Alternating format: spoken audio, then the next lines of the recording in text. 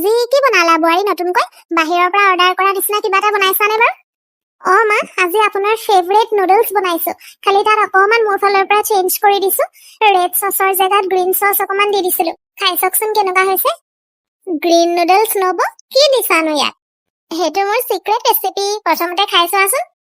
মই এনেকে ৰৈ থাকিব নোৱাৰো দেই মুখৰ আগত নুডলছ কিনি লৈ। তোমালোকে কথা পাতি থাকা, মই খাই পেলাই চাই লওঁ কেনেকুৱা হৈছে। বুৱাৰী সঁচাকৈ বৰ সোৱাদ হৈছে কিন্তু দেই। বাহিৰৰ পৰা অনা নুডলছ বিলাকো ইমান সোৱাদৰ নহয়। কি দিলা তুমি ইয়াত? সেইটোৱেতো সিক্ৰেট দেউতা, যিটো মই আপোনালোকক এতিয়া নকওঁ। সদায় মই এনেকে বেলেগ বেলেগ ব্যঞ্জন বনাই থাকিম, আপোনালোকে খাই ভাল পাই থাকিলেই হ'ল। আৰু ইমান সোনকালে সিক্ৰেটটো খুলি দিলে পিছৰ বাৰৰ পৰা খাই এইটো মজা নাপাব নহয়। ঠিকেই কৈছা বুৱাৰী তুমি। কি মছলা দিয়া কেনেকে বনোৱা বনাবা আৰু আমি খালি খাই ভাল পাই থাকিলেই হ'ল আৰু। সঁচাকে দেই স্নেহা, তুমি যে ইমান বেলেগ বেলেগ ডিছ বনাব জানা বুলি মই ভবাই নাছিলো।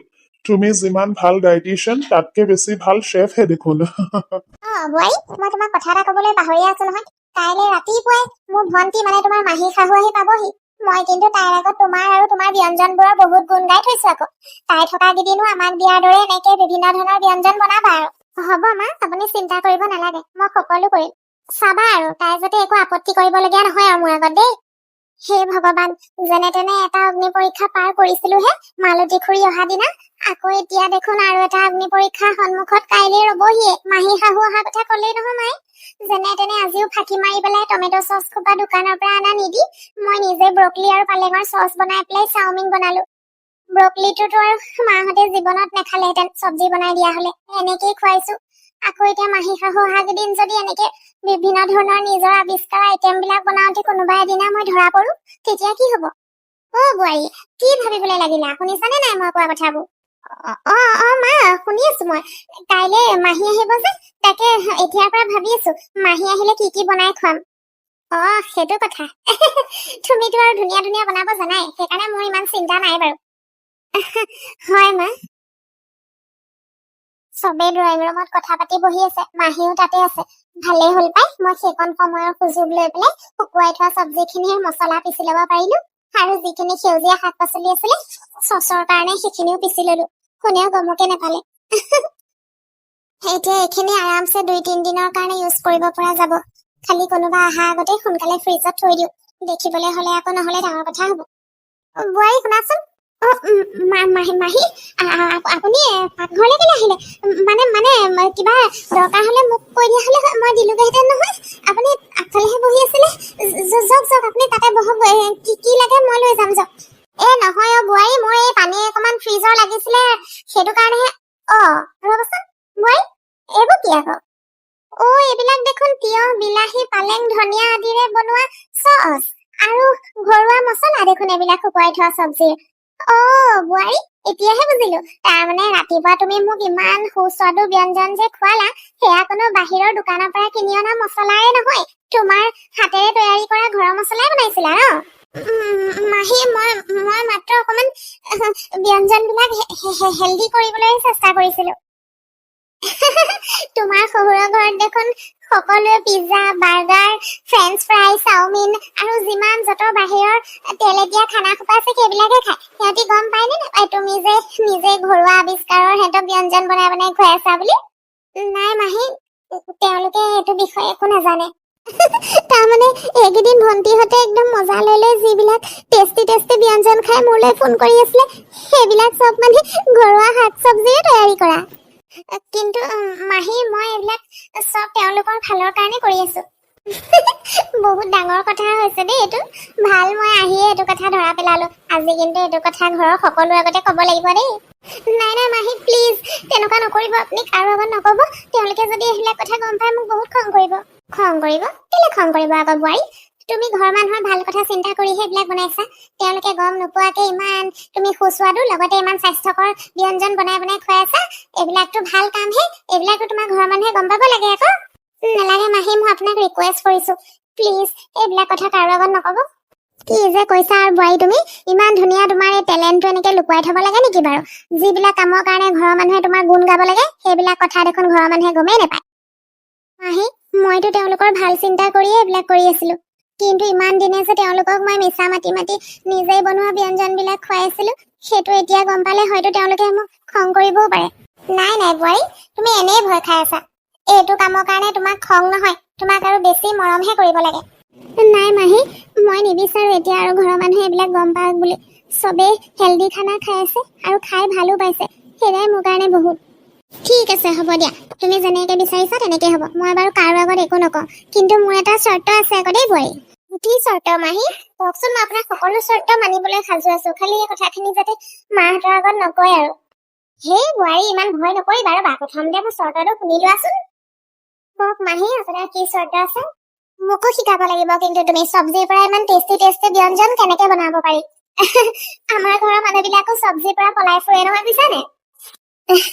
ঠিক আছে মাহী, মই আপোনাক সকলো শিকাই দিম। তুমি বহুত ভাল হয় বোৱাৰী, তুমি চিন্তা নকৰিবা। মই এইবিলাক কথা তোমালোকৰ ঘৰৰ কাৰো আগত নকওঁ। কিন্তু এটা কথা আকৌ এবাৰ কওঁ, তোমাৰ এইটো টেলেণ্ট কিন্তু লুকুৱাই থবলগীয়া নহয় আকৌ দেই। চিন্তা কৰি চাবা কথাটো এবাৰ। বোৱাৰী, আজি মাহী যাবগে নহয়। তুমি যে বনোৱা তোমাৰ স্পেচিয়েল গ্ৰীণ চচ দি পেলাই চাওমিনটো আৰু বাৰ্গাৰটো, সেইকেইটা বনাই পেলাই খুৱাই দিবা আৰু।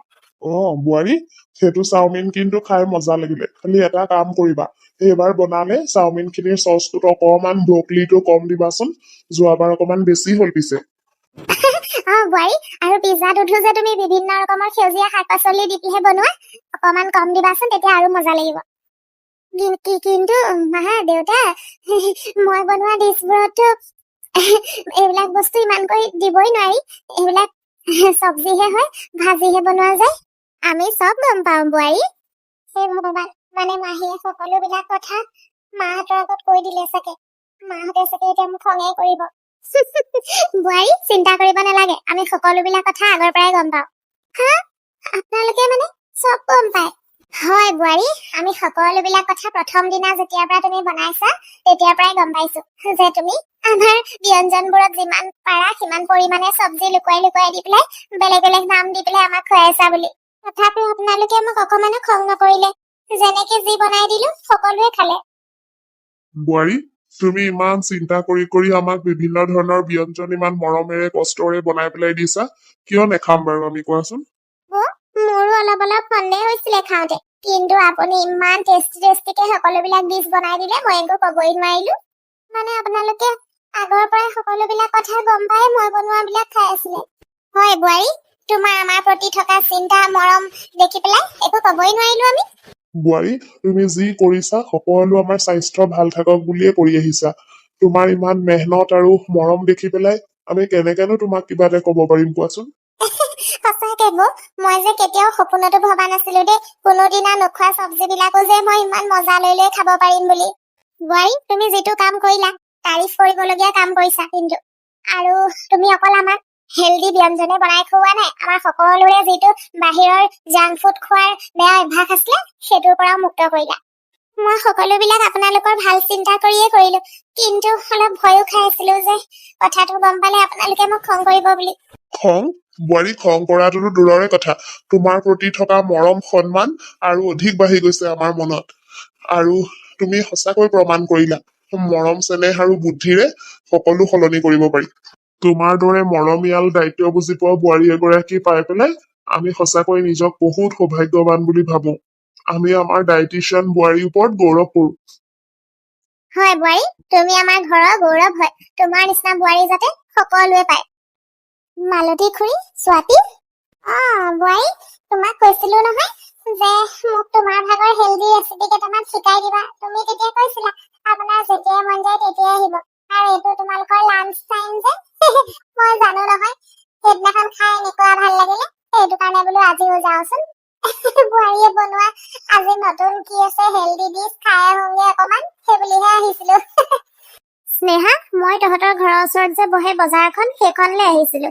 তাৰপিছত তোৰ মুখত সদায় শুনি থাকো যে আজি এইটো বনালো সেইটো বনালো, বোলো আজি সুবিধা পাইছো সময়ো আছে সোমাই যাওঁচোন তোৰ ওচৰত, সেইবুলিহে সোমালো দেই। আজি ময়ো খাম কিন্তু তই বনোৱা স্পেচিয়েল হেল্ডি আৰু টেষ্টি ৰেচিপি। ভালে কৰিলা, তুমি আমাৰ বোৱাৰীৰ লগৰ স্বাতী ন, বোৱাৰীৰ মুখত শুনিয়ে থাকো বাৰু তোমাৰ কথা। বৰ ধুনীয়া সময় দেখিছা। আৰু মালতী, তইও ধুনীয়াকে খাই যাবি, আজিও বোৱাৰীয়ে বৰ ধুনীয়া ধুনীয়া ব্যঞ্জন বনাইছে নতুন নতুন। টেষ্টি আৰু হেল্ডি।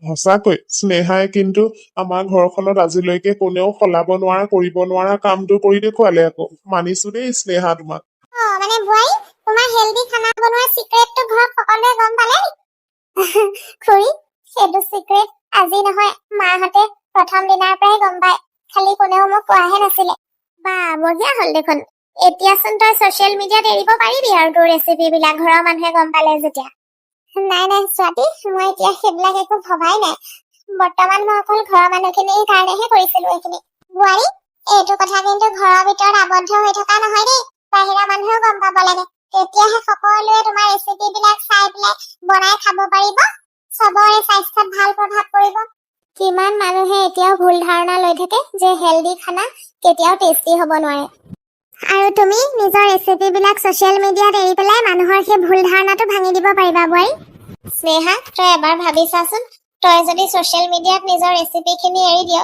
কিমান মানুহে তোক ফলো কৰি সেইমতে বনাই খাবলৈ চেষ্টা কৰিব আৰু কিমান মানুহৰ ঘৰত হেল্ডি খানা বনিব কিন্তু এইবিলাক ইমান সহজ হ'ব জানো স্নেহা তই যদি শাক চব্জিৰে ইউজ কৰি পেলাই নি সকলো ধৰণৰ মছলা আৰু ফাষ্ট ফুডৰ আইটেম বনাই দিব পাৰ পিজ্জা বাৰ্গাৰ আদিৰ পৰা চাওমিনৰলৈকে তেনেহলে ছচিয়েল মিডিয়াত একাউণ্ট এটা খোলাটোতো তোৰ কাৰণে একেবাৰে টান কথা নহয় বহুত সহজ মই আছো নহয় মই শিকাই দিমতো মই তোমাৰ প্ৰথম ফলোৱাৰ আৰু ছাবস্ক্ৰাইবাৰ হ'ম আকৌ দেই বোৱাৰী মালতী আৰু স্বাতীয়ে কিন্তু একদম ঠিক কথা কৈছে এইটো দেই তোমাক তোমাৰ এই হেল্ডি খানাকো টেষ্টি কৰিব পৰা টেলেণ্টটো তুমি সকলোৰে সন্মুখলৈ নিব লাগে কাৰণ বহুতখিনি মানুহ আছে যিসকলৰ আমাৰ দৰেই বাহিৰৰ খানা খাই ভাল পোৱাৰ বেয়া অভ্যাসটো আছে তোমাৰ এই সুস্বাদু ব্যঞ্জনবিলাক চাই পেলাই যদি তেওঁলোকে ঘৰত অলপ অলপকৈ বনাবলৈ চেষ্টা কৰে কিজানি সেইসকল মানুহৰো এই বেয়া অভ্যাসটো আঁতৰি যায় আমাৰ দৰে বোৱাৰী তুমি চিন্তা কৰিব নালাগে আমাৰ পিনৰ পৰা কোনো বাধা নাই তুমি যদি ছচিয়েল মিডিয়াত কিবা কৰিব বিচাৰা কৰিব পাৰা